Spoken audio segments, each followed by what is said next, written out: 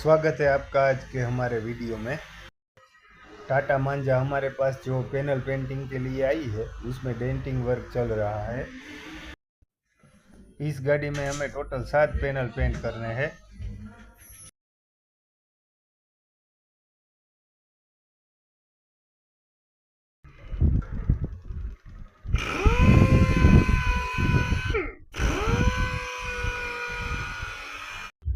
Accidental Swift का painting work हो चुका है।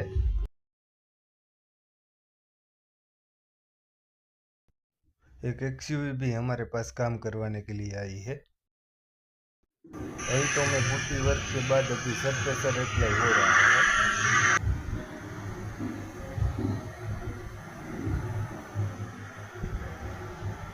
पलटों का पेंटिंग वर्क हम इसके बाद के पार्ट में देखने वाले हैं।